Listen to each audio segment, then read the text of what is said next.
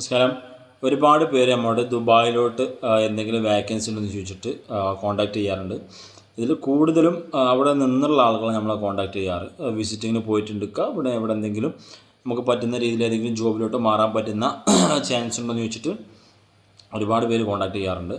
അപ്പോൾ നിങ്ങൾ ഇനി പുതുതായിട്ട് പോയവരുടെ കാര്യമല്ല, ഇനി പുതുതായിട്ട് നിങ്ങൾ പോകാൻ നിൽക്കുന്ന ആളാണെന്നുണ്ടെങ്കിൽ, വിസിറ്റിങ്ങിന് പോകാൻ നിൽക്കുന്ന ആളാണെന്നുണ്ടെങ്കിൽ നമുക്ക് നല്ലൊരു ഓപ്പർച്യൂണിറ്റി വന്നിരിക്കുന്നത് ദുബായിലോട്ടാണ്. ഓക്കെ, ഇതിൽ മെയിനായിട്ട് പറയേണ്ട മറ്റൊരു കാര്യം എന്ന് വെച്ച് കഴിഞ്ഞാൽ, നിങ്ങൾ വിസിറ്റിങ്ങിന് പോകുന്നതിന് മുൻപ് പ്രത്യേകം ശ്രദ്ധിക്കേണ്ട ഒരു കാര്യം എന്ന് വെച്ച് കഴിഞ്ഞാൽ, ഒരിക്കലും വിസിറ്റിങ്ങിന് പോകുന്നതിന് മുന്നേ അവിടെ അറിയുന്ന ആരെങ്കിലും അതുപോലെ തന്നെ ജോലി ഉണ്ടെന്നുള്ളൊരു 80% എങ്കിലും, ഒരു 80% അവിടെ ജോലി ഉണ്ടെന്നുള്ള ഉറപ്പ് വരുത്തിയിട്ട് മാത്രം എന്ത് ചെയ്യുക, വിസിറ്റിങ്ങിന് പോവുക. മറ്റുള്ള രീതിയിൽ പോയി കഴിഞ്ഞാൽ ഒരുപാട് പേര് നമ്മളെ കോൺടാക്ട് ചെയ്യുന്നുണ്ട്, സാർ ഇവിടെ വന്ന് പെട്ടു, എന്താ പറയുക, ആരും തന്നെ കോൺടാക്ട് ചെയ്യാൻ പറ്റുന്ന ആരുമില്ല എന്നുള്ള രീതിയിൽ പോകുന്ന ഒരുപാട് പേരുണ്ട്. മെയിനായിട്ട് ശ്രദ്ധിക്കേണ്ട ഒരു കാര്യം എന്ന് വെച്ച് കഴിഞ്ഞാൽ, എന്ത് ചെയ്ത് കഴിഞ്ഞാലും നമ്മൾ അറിയാത്തൊരു കൺട്രിയിലോട്ട് പോകുമ്പം അവിടെ നമുക്ക് പ്രത്യേകിച്ച് മലയാളികളാണ് കൂടുതലും ദുബായൊക്കെ. പക്ഷേ പല കമ്പനികളും, എല്ലാവരെയും ഞാൻ പറയുന്നില്ല, പല കമ്പനികളും എന്ത് ചെയ്യുന്നുണ്ട്, ആളുകളെ കൊണ്ട് വർക്ക് എടുപ്പിച്ച് 3 മാസത്തെ ഈ വിസിറ്റിങ്ങിന് ടൈം ആകുന്നവരെ പരമാവധി വർക്ക് എടുപ്പിച്ച് ശമ്പളം കാര്യങ്ങൾ കൊടുക്കാതെ വിസിറ്റിംഗ് പുതുക്കാനാകുമ്പം വർക്ക് ശരിയല്ല, നാട്ടിൽ പോയിക്കോ എന്ന് പറഞ്ഞിട്ട് ഒഴിവാക്കുന്ന ഒരുപാട് അനുഭവങ്ങൾ പറഞ്ഞിട്ട് ആളുകൾ നമ്മളെ കോൺടാക്ട് ചെയ്യാറുണ്ട്. അവിടെ വർക്ക് ചെയ്തിട്ടുണ്ട് സാർ, രണ്ടാമത് എൻ്റെ നാട്ടിൽ നിന്ന് പൈസ അയച്ചു കൊടുത്ത്, അതൊക്കെ ഒരു സിറ്റുവേഷനാണ്. കാരണം പുറത്തൊരു പണിക്ക് വേണ്ടി പോയി നാട്ടിൽ നിന്ന് പൈസ അയച്ചു കൊടുത്തിട്ട് വിസിറ്റിംഗ് പുതുക്കിയിട്ടുണ്ട് സാർ, പുതുക്കിയതിൽ നിന്ന് പിന്നെയും 3 മാസം നിന്നിട്ടും ശമ്പളം കാര്യങ്ങൾ കിട്ടിയില്ല, ലാസ്റ്റ് കടക്കണിയായിട്ട് നാട്ടിൽ പോകുന്നതെന്ന് പറഞ്ഞിട്ട് ഒരുപാട് പേര് കരഞ്ഞുകൊണ്ട് വിളിക്കുന്ന ആളുകൾ വരെ നമ്മൾക്ക് കോൺടാക്ട് ചെയ്യാറുണ്ട്. അവരുടെയൊക്കെ പ്രത്യേകം പറയാനുള്ള കാര്യം എന്ന് വെച്ച് കഴിഞ്ഞാൽ, ഒരു വിസിറ്റിങ്ങിന് പോകുന്നതിന് മുന്നേ ആലോചിച്ച് തീരുമാനമെടുത്ത് കറക്റ്റായിട്ട് പോവാം.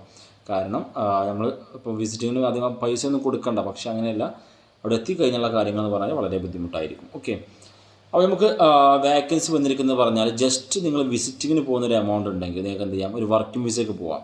അത് വർക്കിംഗ് വിസയ്ക്ക് എന്ന് പറഞ്ഞു കഴിഞ്ഞാൽ ഹൈപ്പർ മാർക്കറ്റ്, സൂപ്പർ മാർക്കറ്റ് കാറ്റഗറിയാണ് നമുക്ക് വന്നിരിക്കുന്നത്. ജസ്റ്റ് നിങ്ങൾ വിസിറ്റിങ്ങിന് പോകുന്ന പറഞ്ഞാൽ, ഏകദേശം വിസിറ്റിങ്ങിന് പോകണമെങ്കിൽ നോർമൽ 3 മന്ത് 2 മന്ത് 3 മന്ത് വിസിറ്റിങ്ങും ടിക്കറ്റും എല്ലാം കൂടെ ഏകദേശം 60,000 രൂപയുടെ അടുത്ത് എന്തായാലും എന്ത് ചെയ്യും, നമുക്ക് എക്സ്പെൻസ് വരും.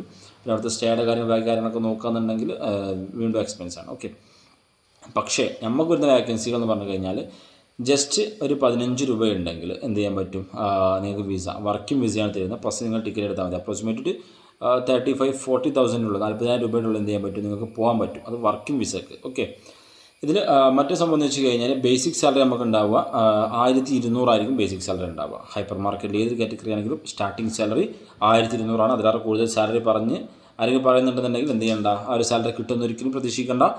മെയിൻ ബേസിക് സാലറി ദുബായിൽ ഇപ്പോൾ പോകുന്ന ഒരാൾക്ക്, ഫ്രഷ് ആയിട്ട് പോകുന്ന ഒരാൾക്ക് കിട്ടുന്ന ഒരു ബേസിക് സാലറി എന്ന് പറഞ്ഞാൽ 1200 AED സാലറി പ്ലസ് അക്കോമഡേഷനും അതുപോലെ തന്നെ ഡ്യൂട്ടി ടൈം ഫുഡും കാര്യങ്ങളൊക്കെ ആയിരിക്കും കിട്ടുക. ഓക്കെ, അപ്പോൾ ഈ ഒരു 1200 AED സാലറി എന്നുള്ളതിൽ ഫസ്റ്റ് ടൈം നിങ്ങളുടെ ഒരു പ്രൊഫഷണൽ പീരീഡ് ഒരു 6 മാസത്തേക്ക് അവരെന്ത് ചെയ്യും, നിങ്ങളുടെ സാലറിയിൽ നിന്ന് ഒരു 600 വെച്ചിട്ട് അവരെന്ത് ചെയ്യും, കമ്പനി കട്ട് ചെയ്യും. അത് നിങ്ങളുടെ ഈ വർക്കിംഗ് വിസയുടെ എമൗണ്ടാണ് വരുന്നത്. ഓക്കെ, ശരിക്കും നിങ്ങൾക്ക് ആലോചിച്ച് അറിയാൻ പറ്റും, ഒരു വിസിറ്റിങ്ങിന് പോയി കഴിഞ്ഞാൽ, ഒരു പണിയായി കഴിഞ്ഞാൽ എന്ത് ചെയ്യും, അവർ വിസ അടിക്കുന്നതിൻ്റെ പൈസ എന്തായാലും നിങ്ങളൊന്ന് കട്ട് ചെയ്യും. അവിടെ നിങ്ങൾക്ക് പോകുന്ന എമൗണ്ട് എന്ന് പറഞ്ഞാൽ ഈ കട്ടിങ് എമൗണ്ട്, അതിൻ്റെ പുറമെ നിങ്ങൾ വിസിറ്റിംഗ് പുതുക്കുന്നതിൻ്റെ എമൗണ്ട്. ഓക്കെ, ഈ ഒരു ഇത് വെച്ചിട്ട്, ഇപ്പോൾ ഈ ഒരു സിസ്റ്റം വെച്ചിട്ട്, ഇപ്പോൾ നമ്മൾ പറഞ്ഞ ഈ ഒരു വേക്കൻസി വെച്ചിട്ട് കമ്പയർ ചെയ്യുമ്പോൾ ഒരുപാട് നഷ്ടവും കാര്യങ്ങളായിരിക്കും ഇതിലുണ്ടാവുക, ആ ഒരു കാറ്റഗറിയിൽ ഉണ്ടാവുക. ഓക്കെ, അപ്പം ഒരു 1200 സാലറിയിൽ നിന്ന് ഒരു 6 മന്ത് എന്ത് ചെയ്യും, നിങ്ങളുടെ ആ വിസയുടെ പേയ്മെൻറ്റ് എന്ത് ചെയ്യും, അവർ കട്ട് ചെയ്യും. ഓക്കെ, 2 ഇയർ കോൺട്രാക്റ്റ് ആയിരിക്കും വരിക. വിത്ത് നിങ്ങൾക്ക് എന്തുണ്ടാവും, ഓഫർ ലെറ്റർ കാര്യങ്ങളൊക്കെ എന്ത് ചെയ്യും, പ്രൊവൈഡ് ചെയ്യും. അതുപോലെ തന്നെ 2 ഇയർ കോൺട്രാക്റ്റ് ആയിരിക്കും ഉണ്ടാവും. ഈ 2 ഇയർ നിങ്ങൾ കണ്ടിന്യൂ ആയിട്ട് നിന്ന് കഴിഞ്ഞാൽ, അത് കഴിഞ്ഞ് നാളോട്ട് പോരുമ്പം എന്തുണ്ടാവും, നിങ്ങൾക്ക് അതിനുള്ള ബെനിഫിറ്റുകൾ, പോരുന്ന സമയത്ത് ലീവോട് കൂടിയുള്ള സാലറി കാര്യങ്ങൾ ഒക്കെ ഉണ്ടാവും.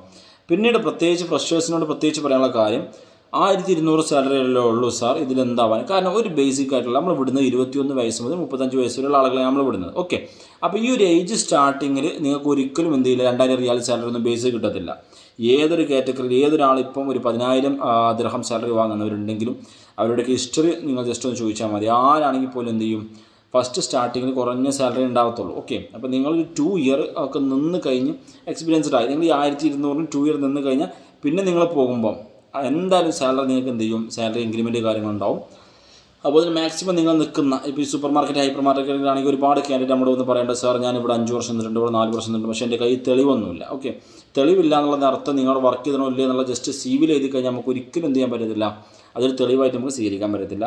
മെയിനായിട്ട് ഇങ്ങനെ സൂപ്പർ മാർക്കറ്റ് ഹൈപ്പർ മാർക്കറ്റുകൾ നിൽക്കുമ്പോൾ നമ്മൾ മെയിനായിട്ട് അവിടെ നിന്ന് നേടിയെടുക്കേണ്ട ഒരു സംഭവം എന്ന് വെച്ച് കഴിഞ്ഞാൽ നമ്മുടെ സർട്ടിഫിക്കറ്റാണ്. ഓക്കെ, പ്രൊഫഷണൽ പീരീഡ് നമുക്ക് സർട്ടിഫിക്കറ്റ്, അതുപോലെ നമ്മുടെ പ്രൊമോഷൻ സർട്ടിഫിക്കറ്റ്സുകൾ മന്ത്ലി 2 മന്ത് 3 മന്ത് കൂടുമ്പോൾ പ്രൊമോഷൻ കാര്യങ്ങളുണ്ടാവും, സെയിൽസിൻ്റെ കാര്യങ്ങളുണ്ടാവും.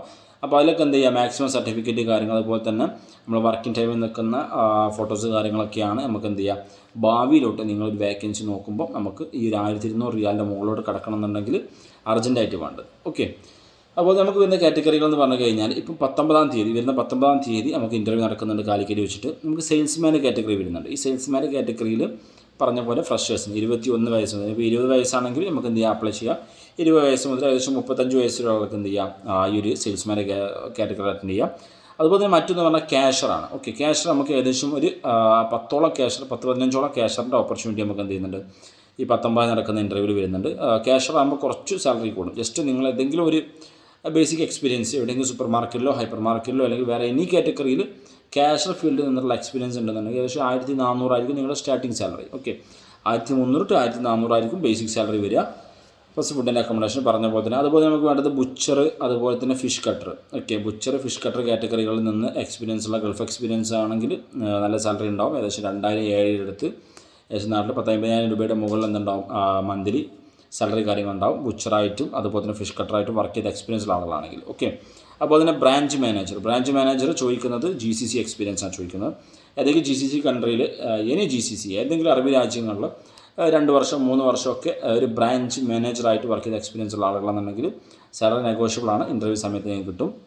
അതുപോലെ തന്നെ ഡിപ്പാർട്ട്മെൻറ്റ് സ്റ്റോർ മാനേജറുടെ കാറ്റഗറി, അതുപോലെ തന്നെ അസിസ്റ്റൻറ്റ് മാനേജർ സെയിൽസ് ഫീൽഡിൽ എക്സ്പീരിയൻസ് GCC എക്സ്പീരിയൻസ് ഉണ്ടായിരിക്കണം. നമുക്ക് നല്ല ഹൈലി സാലറി ഏൺ ചെയ്യാൻ പറ്റുന്ന ഒരു കാറ്റഗറിയാണ്.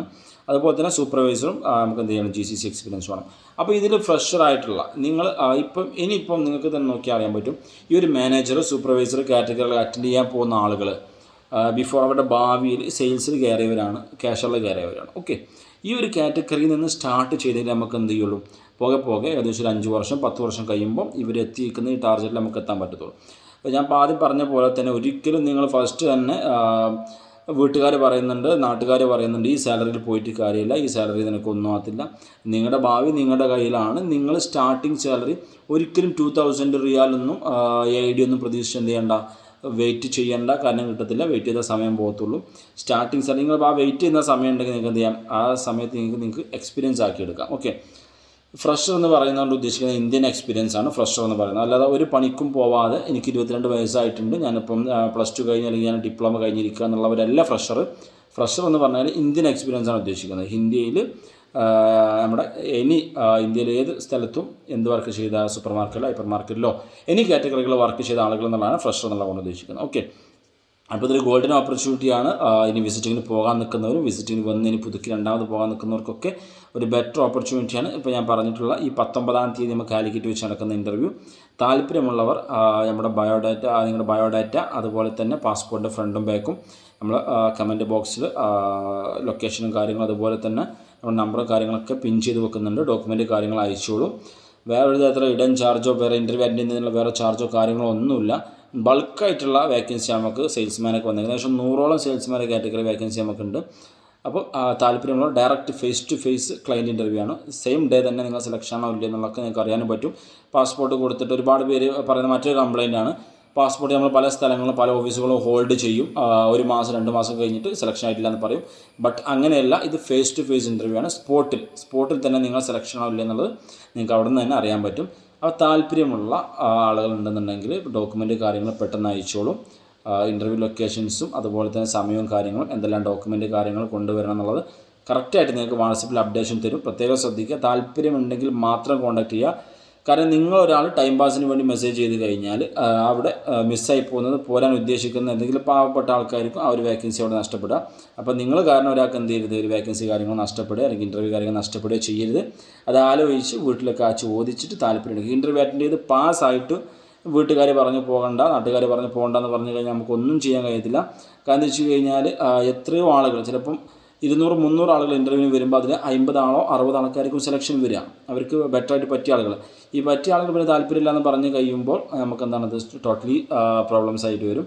അപ്പോൾ കറക്റ്റായിട്ട് നമ്മൾ ക്രൈറ്റീരിയൽ കാര്യങ്ങളൊക്കെ വായിച്ച് മനസ്സിലാക്കി അറിഞ്ഞ് വീട്ടുകാരോടൊക്കെ ചോദിച്ച് സമ്മതത്തിൽ റെഡി ആയിട്ട് എന്ത് ചെയ്യുക, ഫ്രഷ് ആയിട്ട് വന്നിട്ട് ഇൻ്റർവ്യൂ ചെയ്യുക, നല്ല ജോബ് നേടുക. Okay, thank you.